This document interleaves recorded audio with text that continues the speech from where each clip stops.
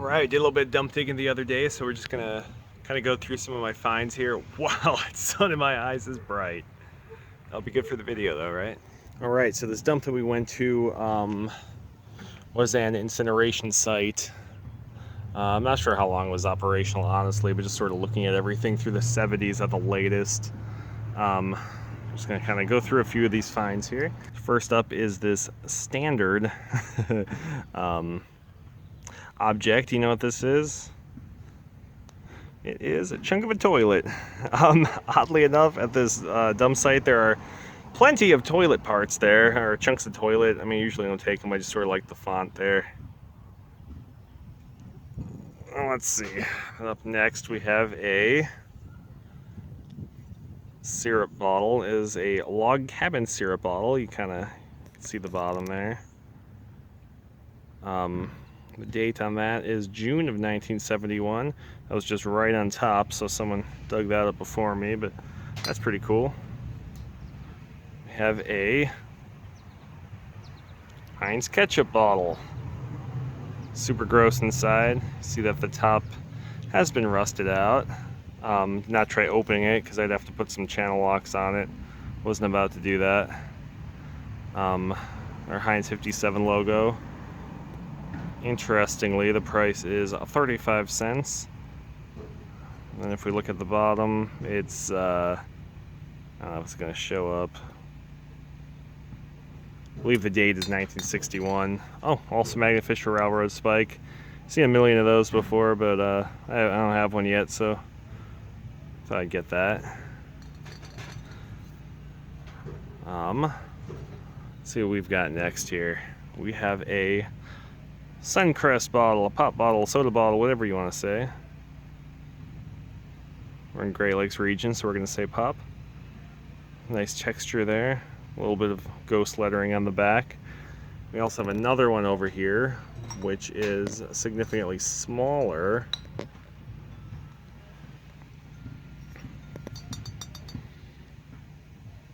little bit of that old logo.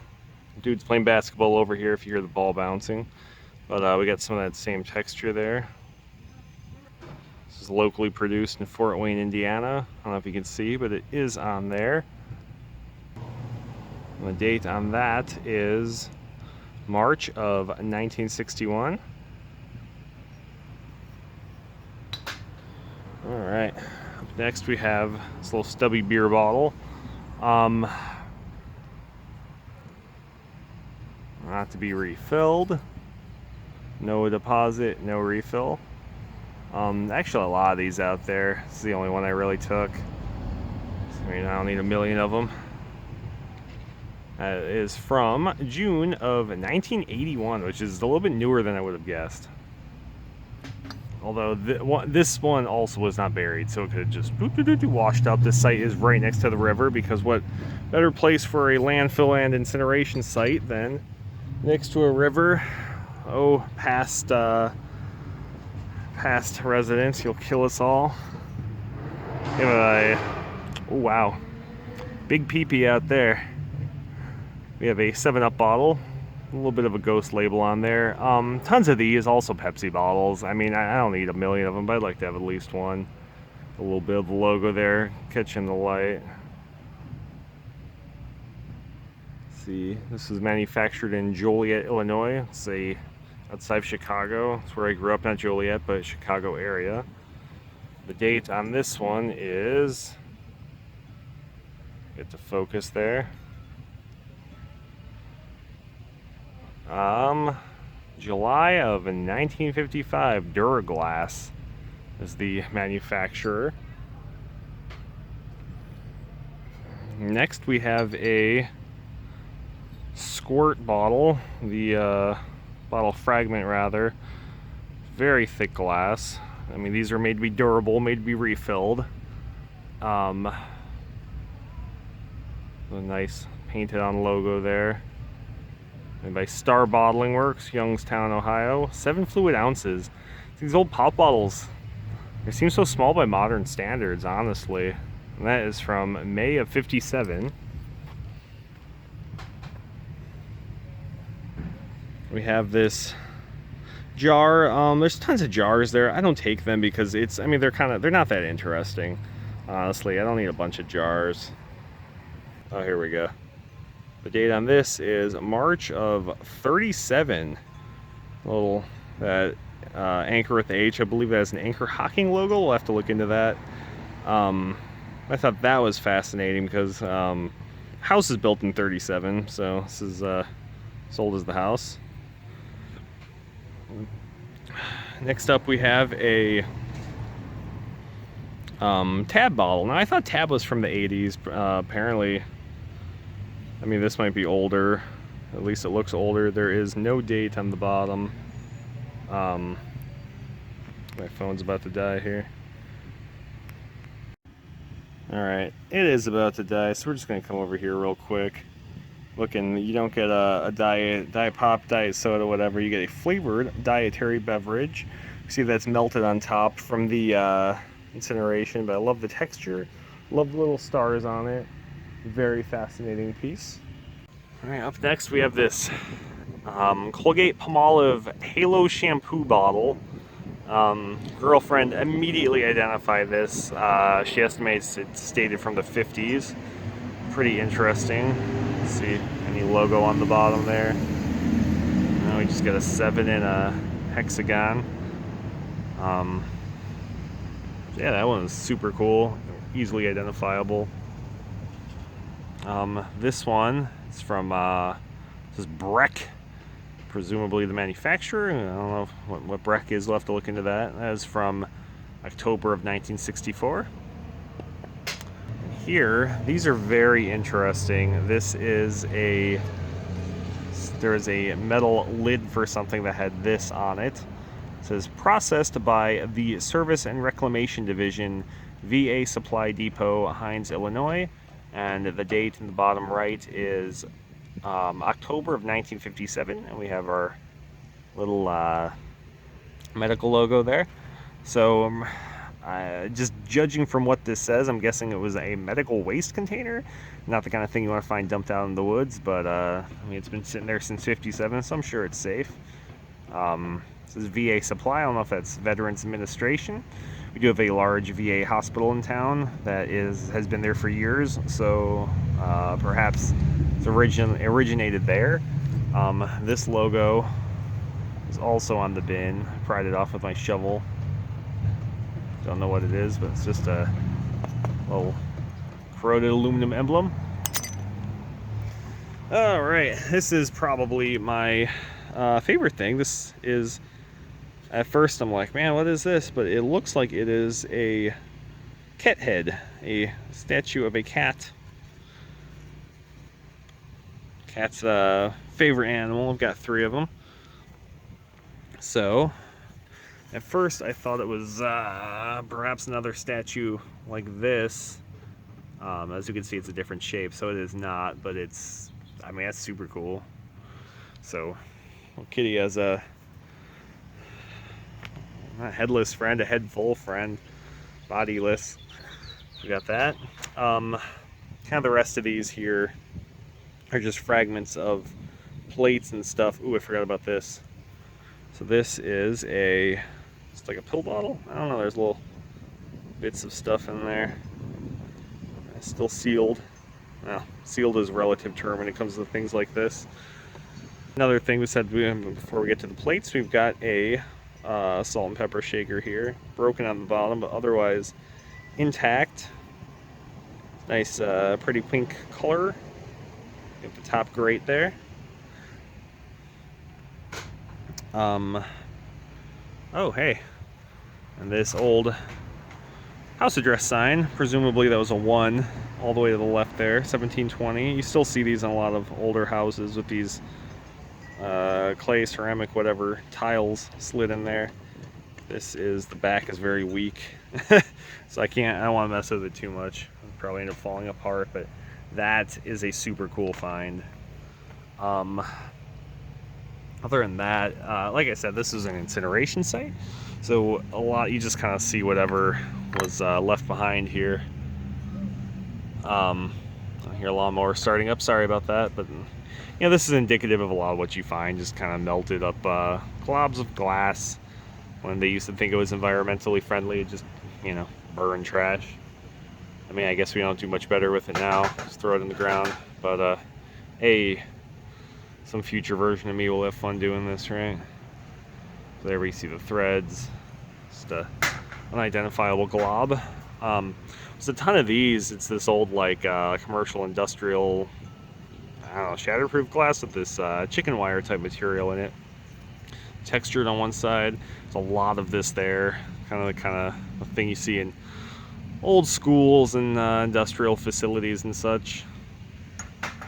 Alright, so let's start going through all these plate fragments. Kind of get a good look at all of them. This is the natural edge. I live near a main road, so you're going to get a lot of traffic noise. I'm sorry about that. We got that.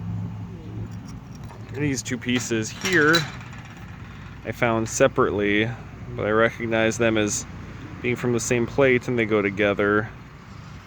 Just super cool. Gonna look at the detail there.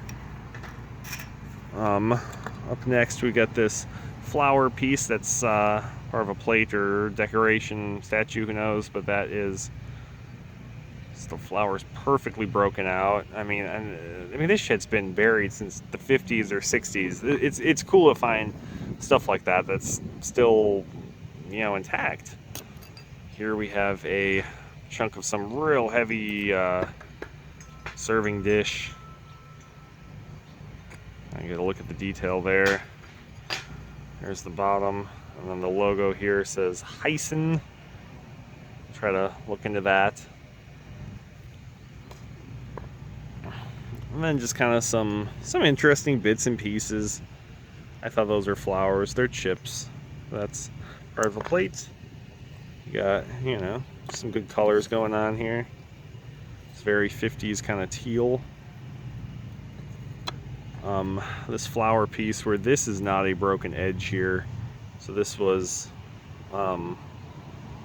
actually a flower on something. Right here we have this cute little pink flowery plate, and we still have a little bit of that copper or whatever leafing on there. You can see it shine. Not microwave safe. I thought these are pretty cool. Just kind of chunks of china. Not sure what makes china different from regular plate, but you get some real good detail there. I feel like I forgot something over here. I did. This is part of a towel rack. It's very similar to ones in my bathroom. You know, we put it on the wall there. It's kind of cool to find. We'll come out here. First time I went to this site, the only previous time was maybe 7 years ago. I found some other really interesting stuff here. I've just sort of had kicking around forever.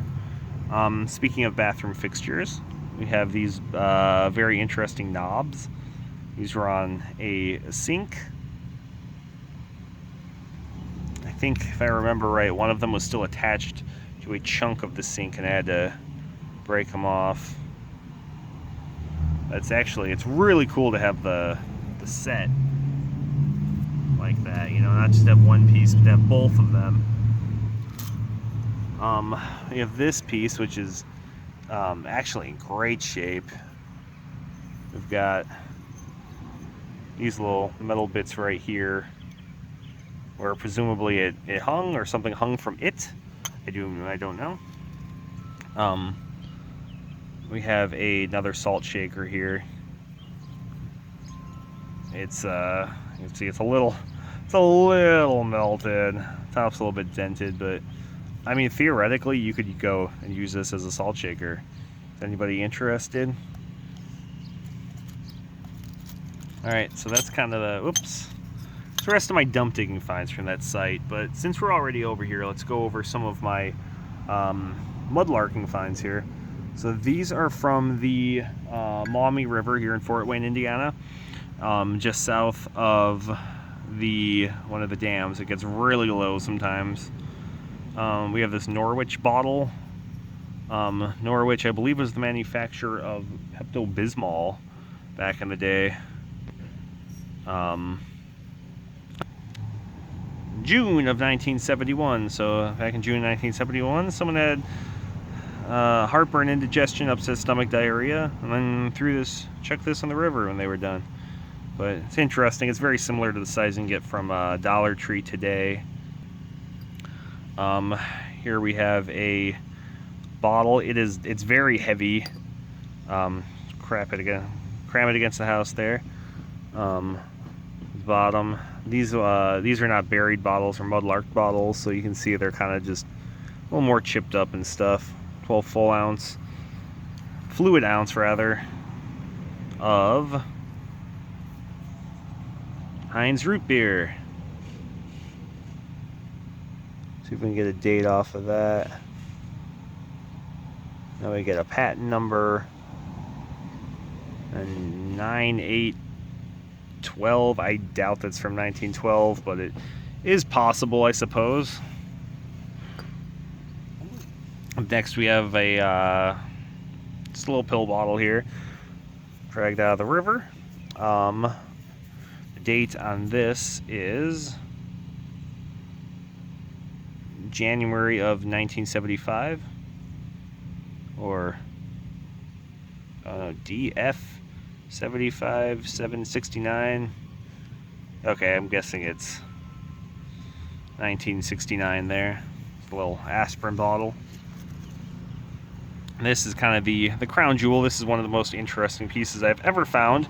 And I'm probably about to mispronounce this name, but this is a C.L. Centlivre Brewing Company, Fort Wayne, Indiana, beer bottle. Let's check the back of it, or it's a fragment of it. But C.L. Centlivre was a brewery here in town from the late 1800s up until, I believe, the 70s. They went by this specific name from 1899 to 1921, 22. We'll have to look into that. They were local. They're about 2 miles from here, about 2 miles from where I found this beer bottle. So in the, over 100 years ago, some drunk guy chucked this off a bridge into the river, and I found it. That site, the brewery site, was here up until about the 1980s. The original house on the property still stands, but today it's like a car dealer and like a paint store. They actually have an apartment complex near the site that bears the Centlivre name on it. That's very exciting. Anyway, thanks for looking at my junk. The bug in my face, but it'll happen. Anyway, thank you for watching my video. I like digging. I like digging through trash. I like finding stuff. I like researching. I like understanding history behind these objects. I think it's fascinating that how do you think of an empty pop can or a piece of junk mail or whatever today? You think that 50, 60, 70, 80 years from now, someone's going to pick that up and look into it and understand what it meant to the person and what it meant to society at the time and find it fascinating, but it's just disposable junk. You can look at this, we can think about the people who used it back in the day and what they did, who they were. That's probably looking far too much into it for a bunch of worthless garbage, but honestly, it's fascinating and gives me something to do, right? Anyway, thanks for looking at my junk. I gotta stop saying that because it sounds terrible. I hope you found it interesting too.